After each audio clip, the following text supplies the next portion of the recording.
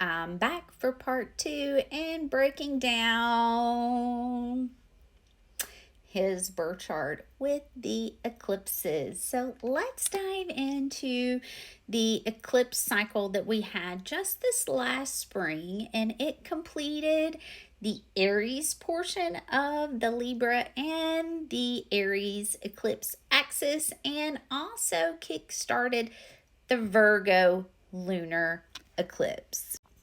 So we had the Virgo lunar eclipse on March 14th, 2025, and this took place at 23 degrees of Virgo, and it was within a 5-degree orb of the South Node in Virgo. Now, I do want to note that this took place right in between his Pluto and his South Node. So we are now 2 for 2 in the Virgo and the Pisces axis of having eclipses literally happen within a 4-degree orb of the South Node. This one was within a 6-degree orb of the South Node, okay? Now,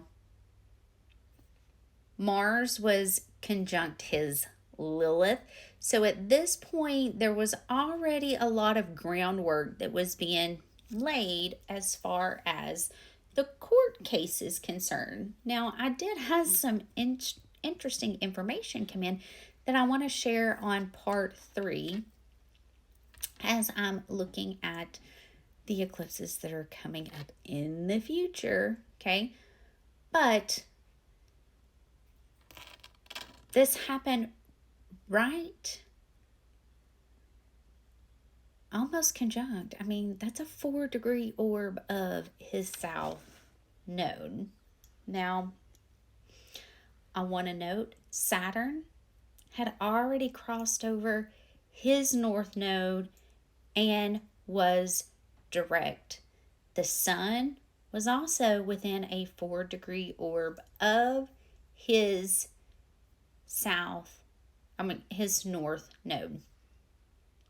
Venus was now getting ready to retrograde over his Chiron. So all the women from the past were coming back around to share Mercury, okay? All the things. Pluto has now made it to 3 degrees of Aquarius and within a 4-degree orb of his Mars. So definitely a lot was going on during this eclipse. Finishing up the Aries eclipse on the Aries and Libra axis, this took place at 9 degrees of Aries. Mercury was now at 0 degrees Aries conjunct his Chiron. So this took place conjunct his Eris. And as we all know, like, this is truly when a lot of things were being brought to light. A lot of people sharing stuff, a lot of stuff were being exposed, specifically that was painful, okay? So this was conjunct his Eris, and you know, at this point we already had the video drop from the hotel room showing a lot of this Eris and Aries energy. I also want to add that the South Node was conjunct his Pluto. Uranus was still in a trine with his Pluto, also in a trine with his Mars when this final Aries eclipse took place. Mars was getting ready to oppose his Mars. Now keep in mind, in between this eclipse cycle and then the one that's coming up is when the court case was done. There was 2 out of the 5 accounts he was found guilty of.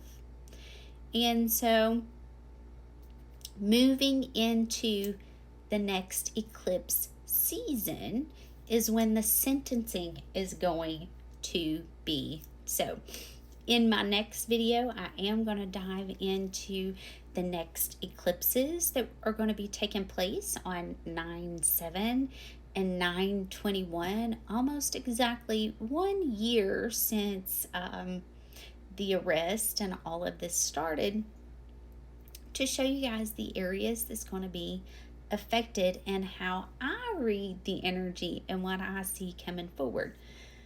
I do want to put this disclaimer out there that this is for entertainment and educational purposes only, okay? And my thoughts, my own opinions, I do not know him on a personal level, so I can't speak for himself. However, I'm just reading the energy of the chart. Keep in mind, eclipses clip things out. So there was definitely a lot that was brought up to the surface from March up until May, when the court cases actually started. All right. I love you guys. Stay tuned for part 3, and I'm going to give you guys some predictions in part 3 of what I see moving forward in this eclipse cycle. Love you guys. Bye.